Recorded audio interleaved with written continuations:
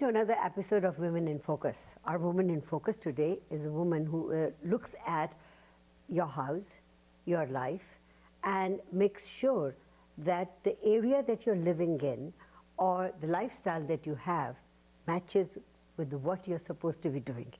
Maybe that is not right, but she is a feng shui master and she's going to tell us what she really does. Her name is Meena Jagpal. Meena ji, you're most welcome in our program. How are you doing?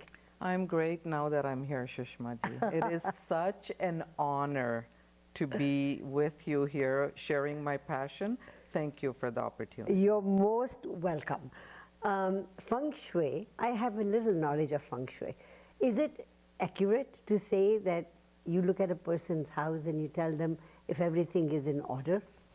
Yes, that's in a nutshell. Yes, that's what it is. Okay. And feng shui, there's many types of feng shui. Okay. The type that I'm trained in, classical feng shui, is based on quite a few factors. Okay. Most importantly, just like in astrology, when we're going into deep astrology and you do numerology as well, Yes.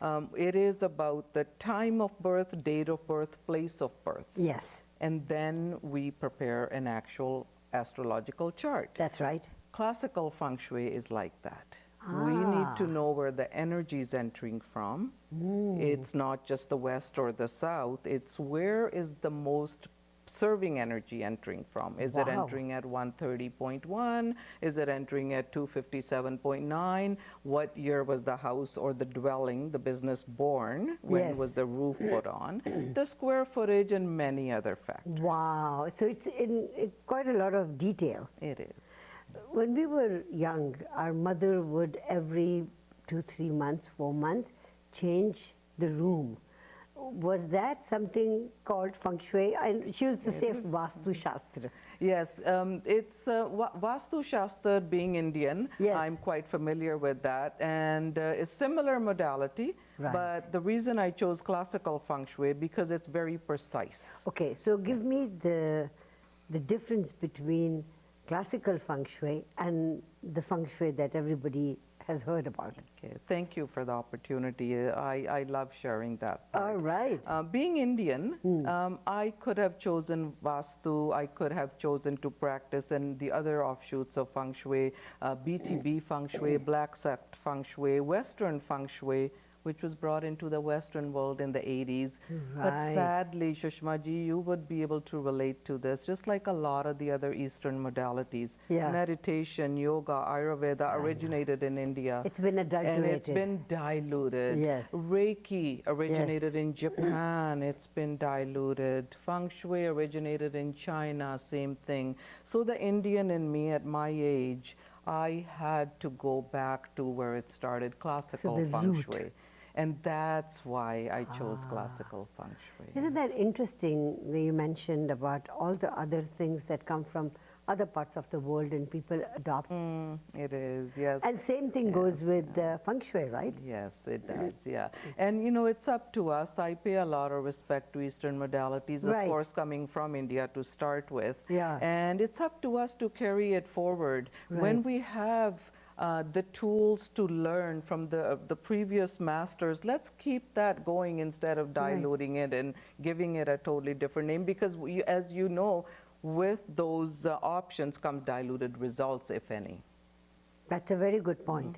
Some people would say that with time one has to change and adapt.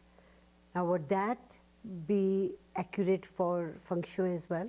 100%, but in a good way, in a positive way. Now, the second and third generation Asian Indians and many other cultures love working with me. And the reason for that is with time, we adjust. My remedies are not turtles, not frogs, snakes, or anything hanging that's out of the ordinary. My remedies, based on my training, it fits in with the decor beautifully. When somebody comes to the house, we should not see any foreign objects. Therefore, somebody walking in and saying, ew, what's that? That takes on negative energy. But they're beautifully disguised in the decor. So you're right, with time, we modify. But it should not dilute the remedy itself. So give me an example. You mentioned coming inside the house. So what would be, ooh, that's not good, and what would be, ah, that's fantastic, but quite old? Yes. When I say that they're beautifully disguised, they're disguised behind furniture, in the decor, certain color, a water fountain, maybe a wood element, a certain plant, a piece of metal might be needed based on that. But it's not, like I said before, turtles or snakes, or you could be Indian, but then you've got Asian things or vice versa. It should fit into the decor. Right. And when people go into the houses that are being feng shuied with us, with classical feng shui, in this case me, they feel the energy. There should be nothing out of place, and I get that feedback from my clients all the time. Meena, the person came, they're an energy healer, they didn't even know we had feng shui done, but as soon as they stepped in, they felt the shift. That's the goal of classical feng shui. Isn't that just beautiful? It warms my heart. That's what keeps me going. It's waking up to those reviews and messages and texts and emails, and I'm like, thank you, universe, I'm on the right path. Oh, that's good. So let me just ask you a silly question. People usually ask astrologers these questions. My house is facing west. Should it be facing east? Should it be facing south? Is it south facing house? Not good. Would that come into the picture? You have no idea how many times I'm asked that, especially from our community, Our Indian community, that's right. I have a few realtors. I opened my second location in Toronto. Right. And a few of the realtors from there actually get their prospective clients when they're ready to buy a house. The demographics fit, the budget fits, the layout fits, but the house is not facing east. They're like, Meena, can you please talk to them? And often in my recordings, in my presentations, I say, in classical feng shui, there's a remedy for almost everything. Right. If the house is not facing northeast or east, what happens to the other 6 directions? I know that's true. And in the West, especially in the Western world, we have subdivisions.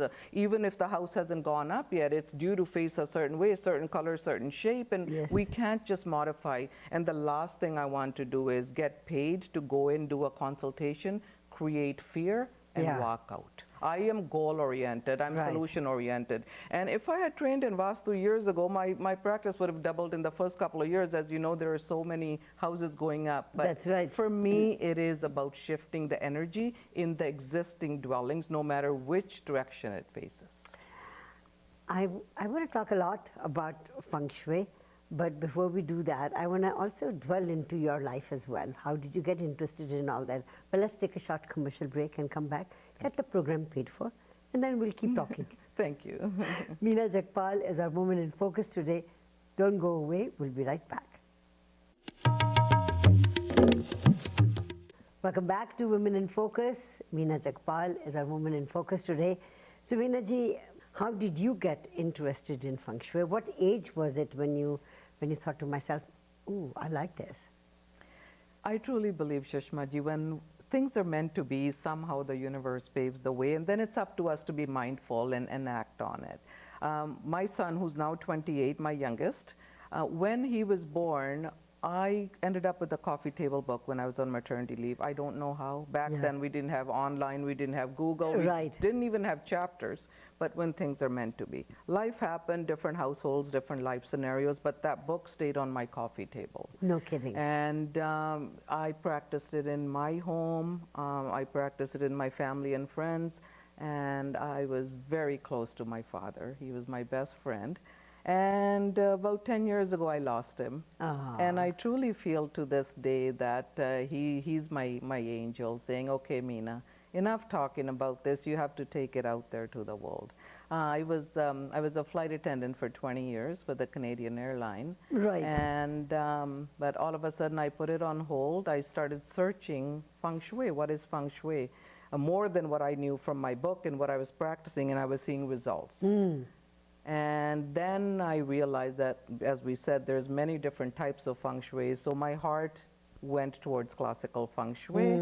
And I trained with the school from Ireland in San Diego. Right. And then did you have to go there? Yes, I trained in person. Okay. And waited a year for them to have that class, trained in person, and then continued flying. The bills had to be paid. Of course. And then I I'm very much hands-on. Yes. So I did a practicum. I created one with my teacher, and I went to Virginia Beach, and we did 4 case studies, a house with a pool. As you know, water energy can Yes. interfere. A business and a freestanding business and a business in a corridor, very different energy. Right. And I passed, and now I'm ready. And I think the universe saw my efforts, and I was one of the 17 to go from around the world, taken to China for a month.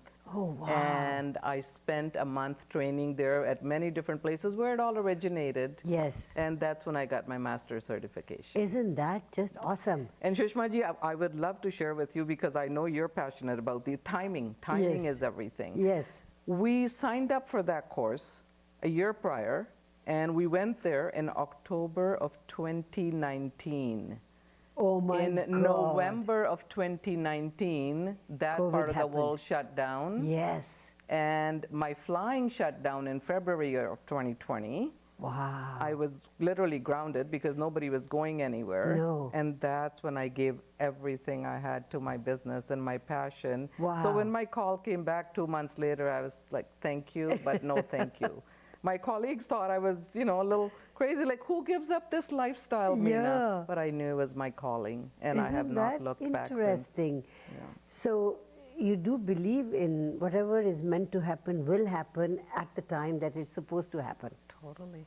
Come on, we're Indian. It comes second nature to us, right? Totally. But I also believe in destiny and effort. Yes. Destiny will guide us, but it's the kind of energy we give to it. Do we follow with our heart Right. and intention and belief? I teach manifestation courses, so it's all about the belief and intention, and Yeah. life will happen. So as a child, growing up, was it a very spiritual household? Very And where much were you so. born? Very much so. Actually, I'm born in Philippines. We're Punjabi, born in Philippines, I see. but I grew up in India. I was sent back to stay with my grandparents, beautiful souls. I came here as a teenager, started watching your show at 15. Oh, wow. And back then, on every Saturday, and I've been following you since, so this is what I mean. It's an honor to be here today. It's so beautiful to meet people. I mean, I yes. find it so fascinating that you were in China, and when you were ready, everything else in the world just stopped for you to give an opportunity to go ahead and realize your dream. I always say that, Sushmaji, that shutdown period meant Yeah. different things to different Oh, people. totally. For me, Yes. I was meant to Yeah. be here. And Yeah. if that had not happened, Yes. I would not have given up that career. I would No. have sort of done a little bit of both, but, Yes. but I know I was meant to be here. And Isn't that just beautiful? I wanted to ask you about, different places that you have visited. What was it that was attracting you to all these places, and what was it that you were retaining in your mind? Sushmaji, intentionally we think we're retaining things, but the subconscious mind is very powerful. At the time, I was going through life, and I was doing my best and smiling and doing my 110%, and that's what we can do. But now that I look back, those cultural experiences, I say this often with pride, actually, that when I go into a client's home, most of my clients, we live in Canada. My office in Toronto is multicultural, just like we're in Vancouver. And when I go into their home, it's that respect for that culture. Yeah. It's not cookie cutter. Not everybody follows feng shui the same way. And I am big on energy clearing. First, removing the previous stagnant energy from the spaces before we place feng shui tools. Right. And that training came from Rishikesh. Ah. And now when I go into a client's home, they could be very different backgrounds. They Right. could be from Africa, from Asia, Eastern Europe, Right. and from many different backgrounds. And even in India, we have many different, cultures or That's right. nationalities, right? And within Asia. And it's to be mindful and guide them with respect to what they already have. Right. That's what I feel my 20-year flying experience taught me, Yeah. is to be mindful of everybody's culture, respect it. Don't just go in and you should do this and you should do that. and of course, I think it comes very natural to the Meena and me, is to be respectful and understand and appreciate their cultures while sharing something new with them. Isn't that beautiful? I mean, the way you're looking at it is amazing. Let's delve a little bit more into Feng Shui, but let's take a short break. Meena Jagpal is our Woman in Focus today. Don't go away. We're going to be right back. Welcome back to Women in Focus. Our Woman in Focus today is Meena Jagpal, who is a Feng Shui master and believes in classical Feng Shui. So Meena ji, we talked about different kinds of Feng Shui, and you are practicing classical Feng Shui. And it hasn't been that long that you've been practicing it, right? It's been 7 years. 7 years. Yes. Professionally yes. following it and doing it. My company started 7 years ago, and full-fledged I started 5 years ago. Almost. 5 years ago. So when you enter a home, what is it? What happened when you entered? First of all, usually I don't share anything until I'm asked. Yes. Because you can see I can go into family and friends' homes. And I know. It's energy is not something you push on others. No. They have to reach out. That's I'll right. give you an example. When I do a discovery call, people sign up, we get on the call, I give them my 20 minutes. I first find out their awareness of Feng Shui, and then I share based on what they shared with me. And I take it from there. There's no follow-up calls, there's no discounts, there's no pressure selling. They have to be ready to receive. Right. When they're ready, they will submit their email address and we send out the questionnaire and we get the ball rolling. Right. The same thing when I go into a dwelling. Right. I don't, because it's a lot more than just a few physical placements. Right. You see, like I said, it is based on my calculations. It's a very detailed study, a lot of numbers in there. Now, when I do the delivery, my delivery is simple. I have their floor plan, it's marked. The kitchen and the half the wall in the bathroom is falling in this. It needs a water element. This needs that. Your second bedroom needs that. But behind the scenes, there's a lot of calculations. Yes. So when I walk into a space, there might be a couple of things I can share with you with your permission in general. Yes. So one of the things is mirrors and water fountains. Right. They can work either for you or against you. I know that. Yeah. And water fountain, sadly, a lot of people are not aware, they will have it where the water is going towards outside, facing out, especially in the front yards. We see people have beautiful water fountains and they're facing towards the street so people can enjoy them and appreciate them. Right. But in Feng Shui, it is the wealth energy going out, not coming into the home. So things like that, if I know the person and I know their mirrors are where energy is clashing, I may share with them with their permission, but generally speaking, I until don't. unless you are asked, you would not. Yeah, and I'll be asked, Shushmaji, when they're ready to receive. Yes, exactly. They'll only ask you when they want to know about it, right? Yes. My knowledge of Feng Shui isn't as detailed as yours. But you know, putting in a crystal somewhere, or a house is like a box, and the left corner of the house probably is in your money. I mean, you do know a little bit. So I'm just, this is something that I have retained because one of my sisters is a Feng Shui. She practices Feng Shui, but not classical. The most beautiful thing about that is that you have to believe in it. Yes. And if she came in and placed some stuff, but I did not believe in it, it's not going to work. 100%. Right? Right, yes. Right. Yeah. So I'll share something on that note. I always, the clients will reach out a week later, a month later, and generally speaking, they'll apologize. Meena, we're so sorry to bother you. And I always say to them, please don't be. It's the clients that reach out.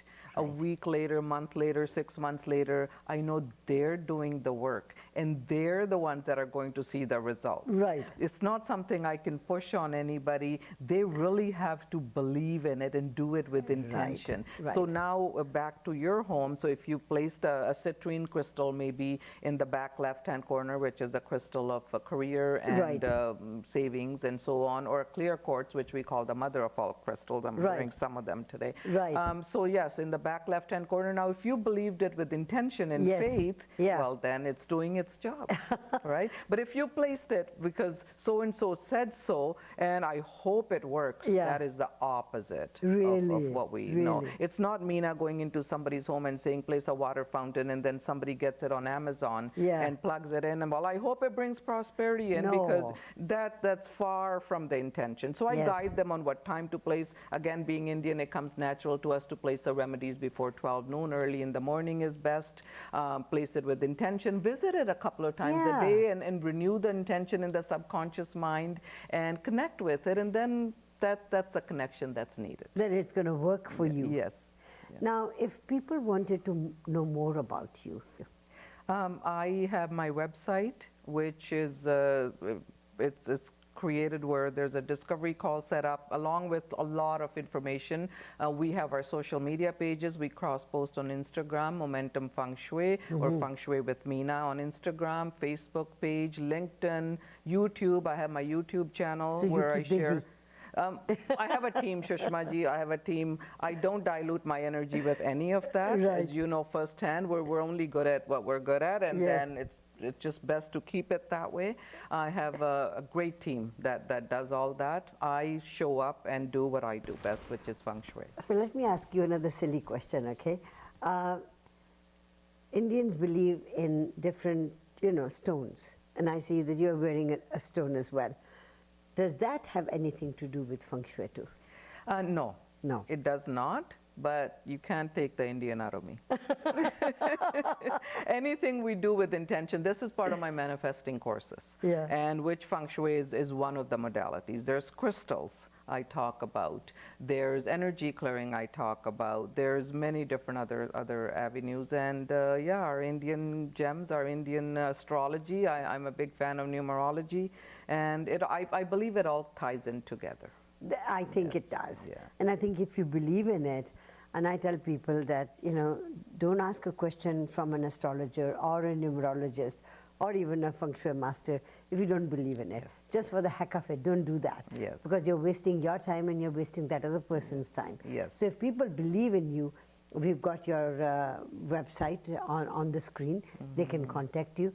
And I want to take this opportunity and thank you for contacting me and us doing this interview. Yes, it's an honor, and any chance I get to spread the word on Feng Shui, I'm ready, and thank you for that opportunity. Thank you for coming to our studios. Meena Jagpal has been our Woman in Focus today. Don't go away, we'll be right back.